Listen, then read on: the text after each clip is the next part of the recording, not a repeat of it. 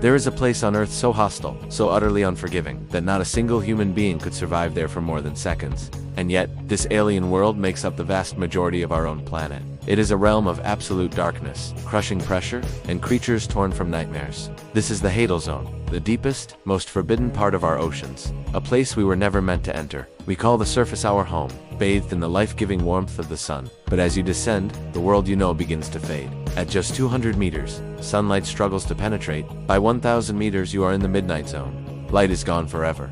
The temperature plummets to near freezing. You are entering a world governed by entirely different rules, and you are still only at the beginning of the journey down. Below 4,000 meters, you cross another threshold, into the abyssal zone. The pressure here is over 400 times what you experience on land. It's the equivalent of having 50 jumbo jets stacked on top of you. But the true frontier of dread lies even deeper. Below 6,000 meters, you enter the Hadal Zone, named after Hades, the underworld. This is the final, deepest layer of the ocean, a series of isolated, V-shaped trenches that scar the seafloor like cosmic wounds. Here the laws of physics seem to conspire against life itself. The pressure exceeds 1,100 atmospheres, more than 16,000 pounds per square inch. It's a force so immense it can compress steel and warp the very molecules of water. Any human body, unprotected, would not just be crushed, it would be instantaneously obliterated. Your lungs would collapse, your bones would turn to dust, and the gases in your blood would violently expand. Survival is not measured in minutes, but in milliseconds. Even our most advanced submersibles, built from forged titanium alloys, strain at their absolute limits, creaking and groaning under the colossal weight of the water above. Every single dive is a gamble against catastrophic failure. A single microscopic flaw in the hull, a tiny crack in a viewport, would lead to an implosion so violent, it would be over before the crew even knew it began. This is a place that actively tries to destroy anything that dares to intrude. And yet, something is alive down here.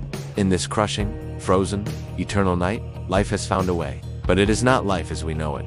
These are not the familiar shapes of the sunlit world. Evolution, under this extreme duress, has forged beings of terrifying ingenuity. Creatures without eyes, navigating a world of blackness through senses we can barely comprehend. Others have developed their own light, using bioluminescence to lure prey or signal mates in the abyss, creating ghostly light shows in the crushing void. Meet the denizens of the deep, the horrifying anglerfish, with a glowing lure dangling before a cavernous mouth filled with needle-like, translucent teeth. The barelli fish, with a transparent head, its eyes pointing straight up through its fluid-filled skull to catch the faintest silhouettes of prey from above. The gulper eel, which is mostly a giant unhinging mouth, capable of swallowing animals larger than itself.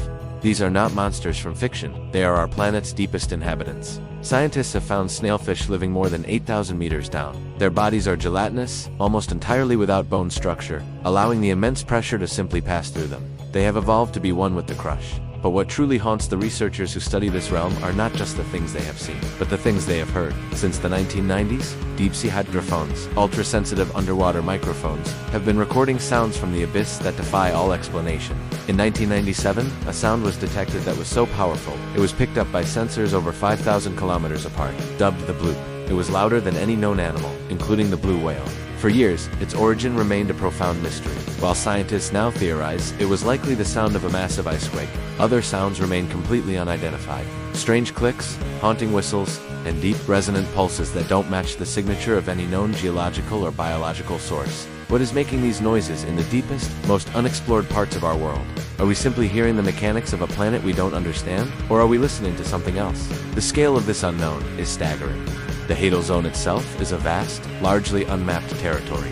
We have more detailed maps of the surface of Mars and the Moon than we do of our own planet's seafloor. Each trench is a unique, isolated ecosystem, potentially harboring species found nowhere else on Earth. When the submersible Victor 6000 descended to help locate the wreck of the Titanic, it was operating at the edge of its 6,000-meter depth rating. The trenches of the Hadal Zone are nearly twice that deep. James Cameron's historic solo dive to the bottom of the Mariana Trench, the deepest point on Earth, was a journey to a place more alien and less understood than the lunar surface. For over 3 hours, he was the loneliest human in existence. A single spark of consciousness in a realm of immense pressure and absolute darkness. And perhaps that is the most unsettling thought of all. We search the stars for signs of extraterrestrial life, dreaming of worlds beyond our own.